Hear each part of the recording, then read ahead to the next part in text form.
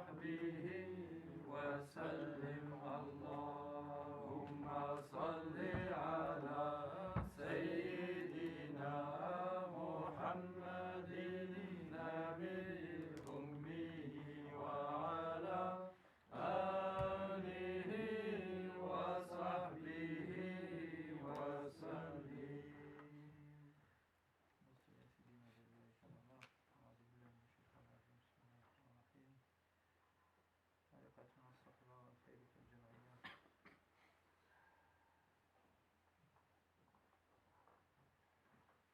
السلام عليكم ورحمة الله.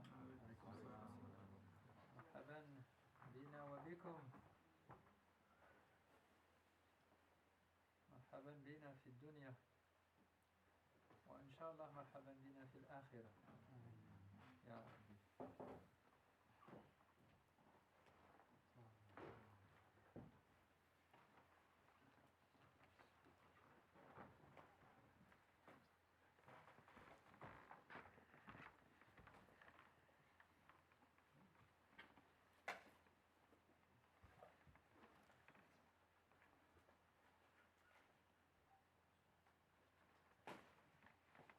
أعوذ بالله من الشيطان الرجيم. بسم الله الرحمن الرحيم. إن الذين يبايعونك إنما يبايعون الله يد الله فوق أيديهم فمن نكث فإنما ينكث على نفسه ومن أوفى بما عهد عليه الله فسيؤتيه أجرا عظيما. آمنا بالله صدق الله العظيم.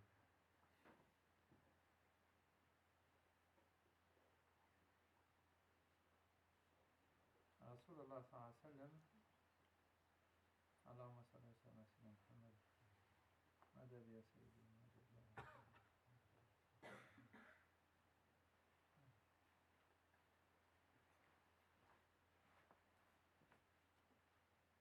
رسول الله صلى الله عليه وسلم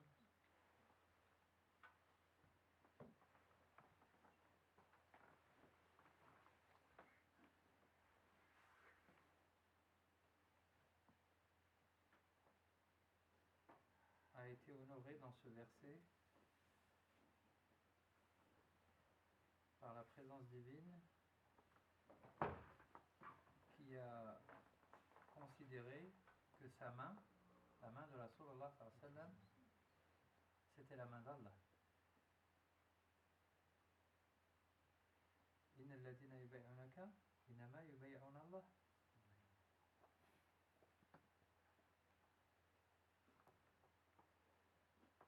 C'est-à-dire qu'Allah a mis le prophète sallallahu alayhi wa sallam comme son représentant direct dans ce verset. Ceux qui te prêtent serment, ya Muhammad, c'est dans Surat al-Fath, c'est le 9 ou 10e verset. Surat al-Fath, c'est la surat numéro 48.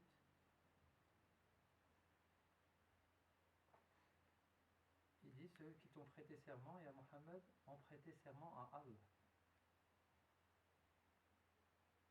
Masha'Allah. Subhanallah.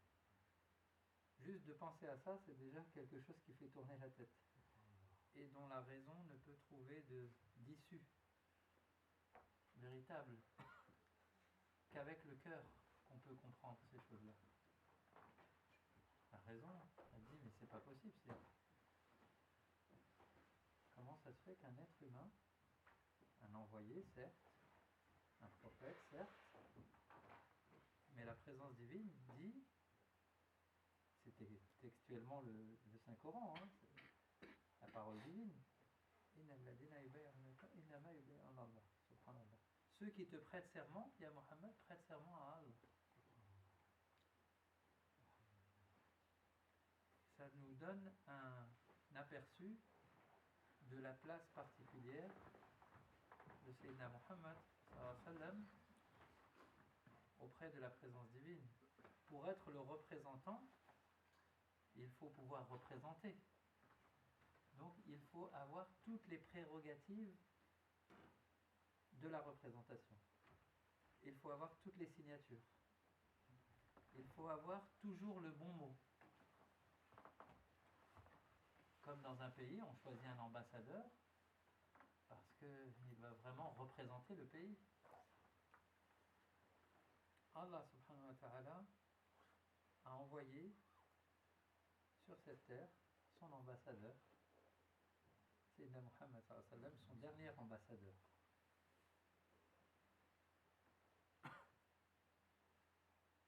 Et comme pour encore plus exprimer la connivence entre sa fonction, la fonction de Sayyidina Muhammad et la présence divine, et la présence divine, il rajoute juste après, Yadallah fawqa aydihim.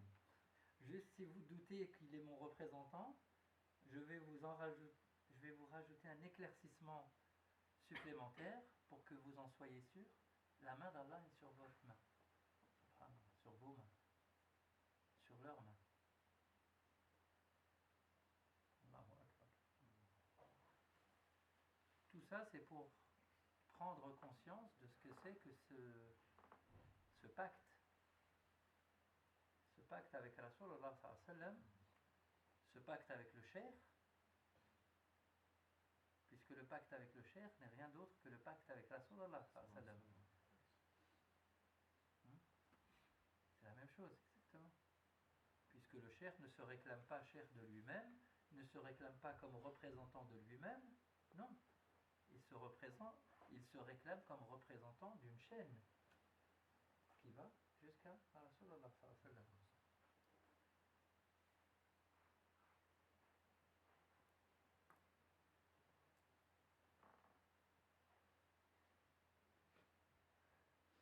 Donc on peut donner le pacte au prophète sallallahu alayhi wa sallam à travers le Cheikh, à travers les représentants du Cheikh quand on est loin du Cheikh, à travers ceux qui ont eu cette autorisation de donner le pacte. Et juste après ça, il nous rappelle à notre état d'humain. À notre état d'humain, ça veut dire qu'on est des êtres qui peuvent oublier, qui peuvent se tromper, qui peuvent retourner sur leurs pas. Ça peut arriver. Qu'Allah nous protège. فَمَنْ نَكَسَ فَإِنَّمَا يَنْكُسُ عَلَى نَفْسِهِ. Celui qui fait volte-face le fait à son dépens. Et là, il nous reparle de la présence divine. وَمَنْ أَوْفَى بِمَا عَدَ عَلَيْهُ اللَّهُ. Ça a été Ajran Adiman. Et celui qui accomplit ce qu'il a promis à Allah, Allah lui donnera une récompense sans commune mesure.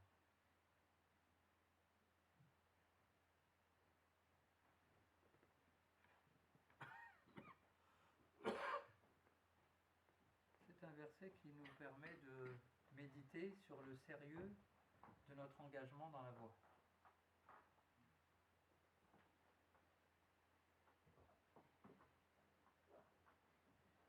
Et dans Surat al-Fath, dans d'autres parties de Surat al-Fath, il parle de la deuxième bay'a, celle qui a eu lieu sous l'arbre.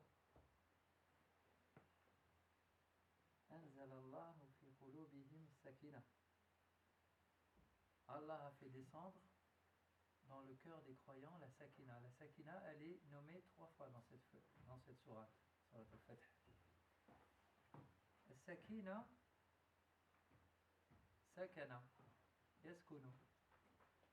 C'est la présence, c'est en arabe parler, c'est le habiter quelque part. Sakina, ça veut dire la présence divine, bien sûr. Il y en a qui traduisent ça par la grande paix, par la paix divine. أنزل الله السكينة في قلوب المؤمنين ليزدادوا إيمانا مع إيمانهم. Allahu Akbar.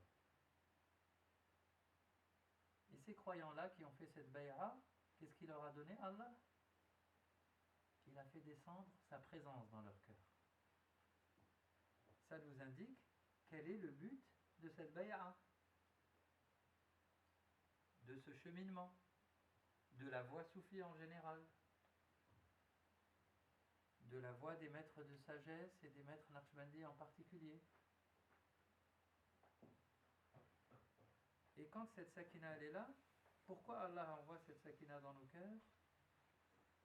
Elle peut être à plusieurs niveaux, hein, c'est ce qu'il a plusieurs niveaux de compréhension. لِيَزْدَادُوا إِيمَانًا مَعَ إِيمَانِهِمْ, afin de rajouter leur une foi sur leur foi, une lumière sur leur lumière, une certitude sur leur certitude, une compréhension sur leur compréhension.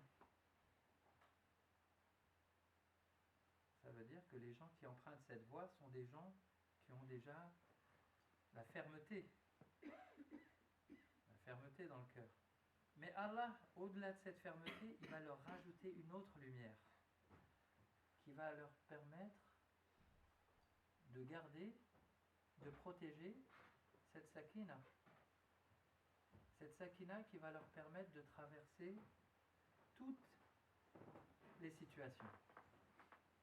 Parce que quand tu as la présence divine dans le cœur, rien ne peut te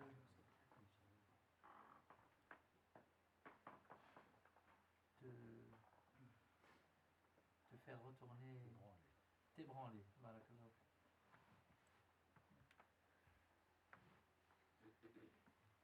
toutes les situations qui peuvent t'arriver, tu as la conscience, la certitude, puisque cette présence divine, tu ne la vois pas à l'extérieur, tu l'as déjà à l'intérieur. Et donc, tu sais très bien que tout ce qui se passe autour de toi n'est que la volonté divine. C'est quand on ne sait pas que c'est la volonté divine qu'alors on commence à avoir des doutes, on commence à s'inquiéter, on commence à être ébranlé, on commence à déprimer, éventuellement. Mais celui ou celle qui sait très bien que tout ce qui vient est par la volonté divine, il se demande pourquoi. Il peut se demander pourquoi ça lui arrive certaines choses, sûr. Mais il sait que c'est lui quand même. C'est que ça vient d'Allah.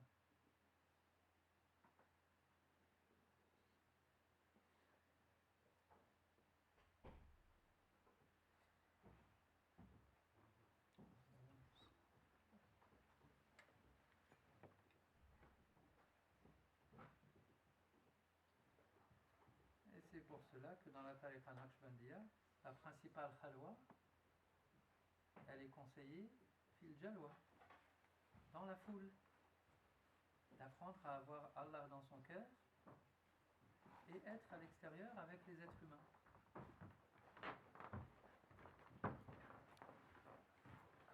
Apprendre à accepter ce qui nous vient à chaque instant avec joie, avec la conscience que la hawla wa la quwwata illa billah al-aliyyil azim. C'est vrai que c'est facile à dire, on le dit peut-être tous les jours même. La hawla wa la quwwata illa billah. On dit la hawla wa la quwwata illa billah. Mais en être conscient, c'est autre chose. Et en être conscient à chaque instant, c'est encore autre chose.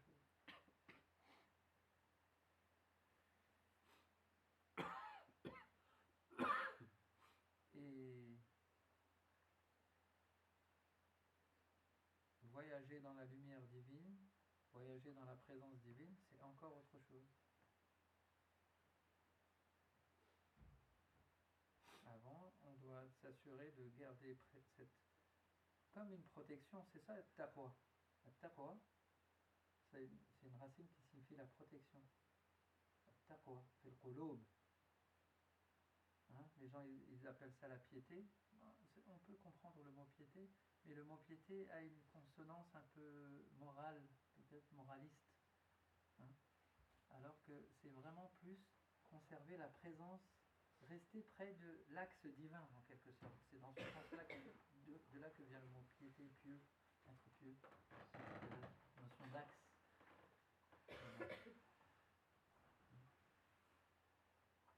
Une fois qu'on a appris à garder cette présence toujours en nous, par le dhikr Allah, les gens se demandent mais pourquoi dans une tariqa on fait du wird, on fait des wird. Bien sûr, c'est pour apprendre à garder la présence divine dans le cœur.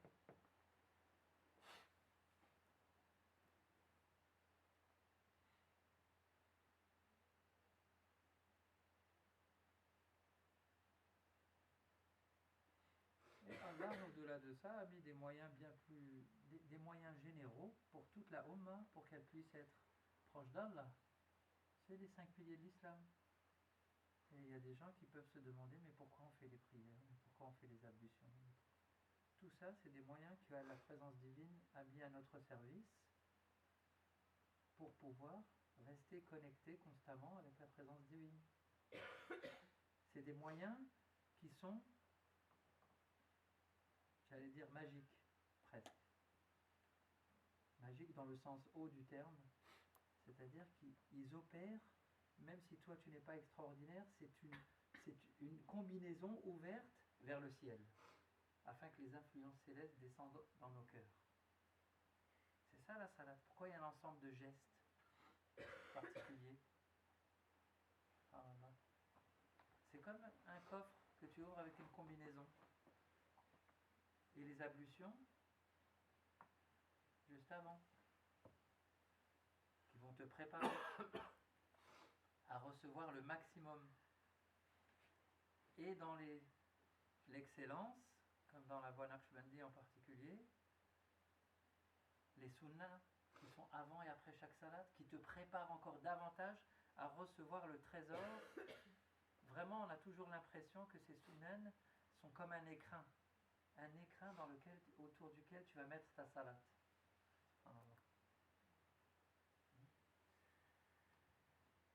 Et ces 5 piliers ou ces 5 prières même deviennent comme des moyens encore différents pour celui qui est dans la voie ou celle qui est dans la voie.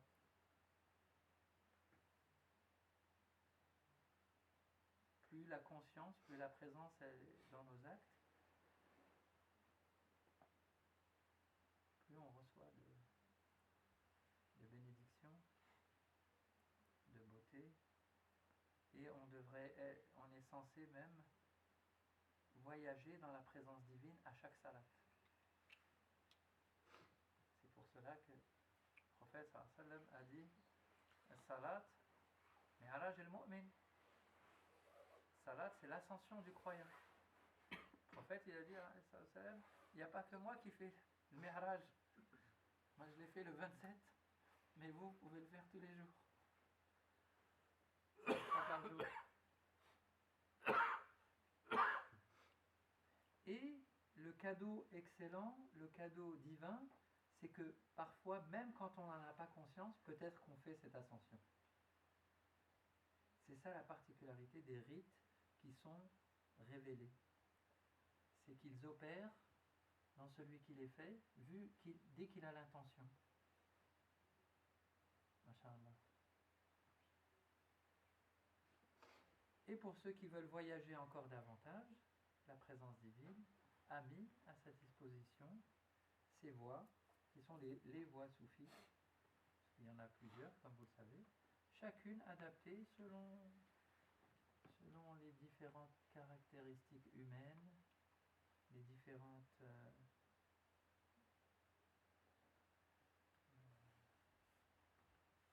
régions du monde, etc. Et chacune est le maktoub, chacun a son maktoub.